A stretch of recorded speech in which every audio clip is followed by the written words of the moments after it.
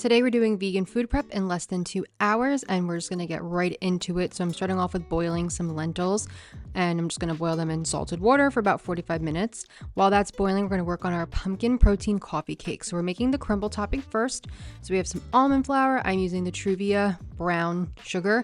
I was curious to try it out. It's actually pretty good. Ground cinnamon, ground nutmeg. Give this a little mix. Then we're going to add in some agave. Now this was my first time trying this recipe. I kind of thought of it in my head, based it off of some other recipes I've made, and was crossing my fingers it was going to work out. A little bit of foreshadowing. And a little bit of water to make a little crumbly mixture. And I loved how this topping came out, okay? The topping was so delicious. I love using almond flour. Like I really do. It's so decadent and it gives like that nice feeling. Like these felt like little streusel toppings. It was great. Okay, now for the cake aspect, we're using more of that Truvia brown sugar. We're going in with more cinnamon, more nutmeg, a vegan protein powder. I'm using this one from Coast. It's vanilla. Use any one that you like. And then we're doing all of our dry ingredients first. Then we're going to go in with some baking powder. I like this one from Bob's Red Mill because it's aluminum free. And then we're going to, of course, go in with our Vital Wheat gluten, adding in more protein to our baked good. Don't worry, I always have another bag on hand because you know I love my Vital Wheat gluten. All-purpose flour or bread flour, whatever you got. And I believe that's it for the dry ingredients. I was just very carefully scooping. Yeah.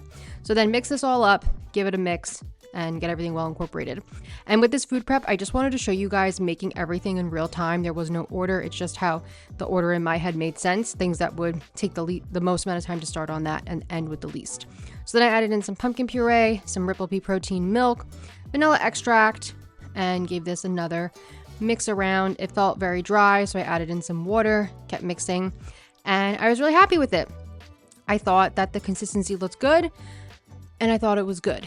Now, I think this is where my mistake happened because in my head, I was envisioning like a kind of a swirl going on in the middle, like a pumpkin coffee cake swirl kind of thing. So I was like, okay, I'm going to make this into a loaf pan. So I added in half of the batter. Then I did a layer of the cinnamon and the Truvia brown sugar. Then I added more, and then I added my crumbs on top. And I think that this was just too thick. And the batter was slightly too wet for this kind of what I was trying to achieve here. So I popped this in the oven and I went on my way because we won't know this didn't come out good until later. So then I started to slice some potatoes for my breakfast burritos that I was making. These are little yellow gold potatoes and I just sliced them up nice and thin and they go perfectly in the wrap. So I was trying to get a lot of the oven things in, a lot of stuff on the stove that had to cook that takes longer. Get that done ahead of time, start that. That's the stuff that takes longer, then you can do the easier stuff. I seasoned this with a little bit of garlic powder, onion powder, paprika, salt, and I did some olive oil on there. Mix those around and then I just popped those in the oven.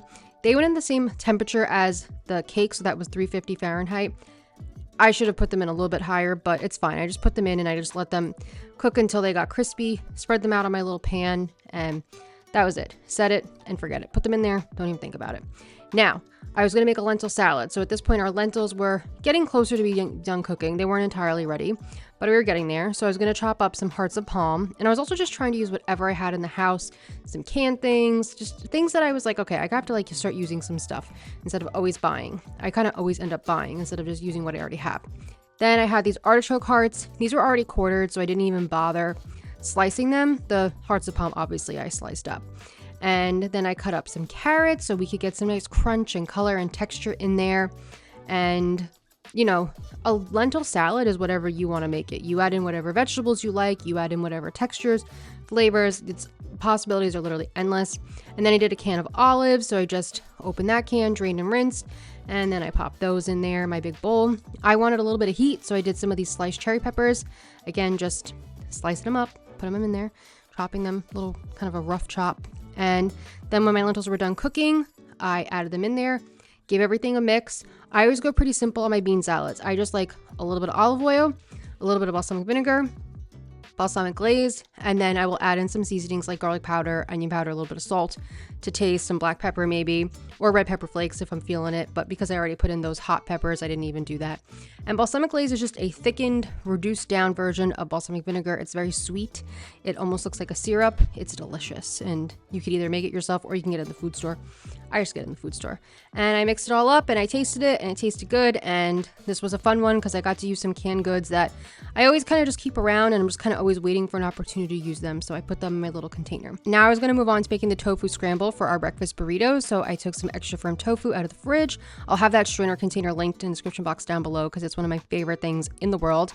And I'm just crumbling this tofu up with my hands into little pieces. Tofu scramble cooks really fast, so I knew I could keep this more towards the end. I make mine with some non-dairy milk, and then I do some vegan butter in there because it adds a nice little bit of fat to it and flavor. We do nutritional yeast, turmeric, some salt, black pepper. You could do some onion powder, garlic powder, whatever seasonings you like. And that's it. Pretty simple. I bring this over to the stove and I just let it cook for a few minutes on a medium-high heat. I have my tofu scramble recipe on my blog, so I'll link that in the description box down below. It's so easy to make, and I like these bigger pieces because it feels more like a fluffy scrambled egg. I used to make my tofu scramble really crispy, and then I came to realize I didn't like that at all. Okay, then we're moving on to crispy breaded tofu. This is a block of fava bean tofu. I tried to freeze it. Like, I was so curious to see if fava bean tofu would freeze because I was thinking about my last video I did where we talked about the best tofu prep, and I love frozen regular tofu. The fava bean tofu being frozen didn't quite hit like the soybean tofu, so I don't entirely recommend doing it, but I made rectangles and then I sliced it into triangles. For some reason, I don't know why, whenever I make crispy breaded tofu like this, I just love it in triangles. And then we're going in cornstarch, non-dairy milk, seasoned breadcrumbs. And this recipe is also on the blog, so I will link that description box down below so you can have the full in-depth recipe. And yeah, but I just love making crispy breaded tofu in like a food prep because it's so great for eating alone. It's great for putting on salads, wraps, bowls. It's one of those things that's really just nice to have on hand. A little spray oil. These go in the oven at 425 Fahrenheit. Then my potatoes were done. I assembled my breakfast burritos on carb balanced tortillas, and I add a little bit of homemade hot sauce that I made, which was a new adventure for me. I'd never made homemade hot sauce before. Rolled it all up and wrapped it in some foil. Now, here is the cake. Okay, so I was still kind of like a little suspicious because it had cooked for over an hour in the oven, and the toothpick came out clean, but I could tell it was soft. And like I said, I just think, unfortunately, it was too thick. The inside looks so good, but it was just too thick. So then our crispy breaded tofu was done. Nice, easy, and yeah, perfect. Now it is 1:08. And for 2 hours, I could not stop thinking about how annoyed I was about the pumpkin coffee cake. So I remade it.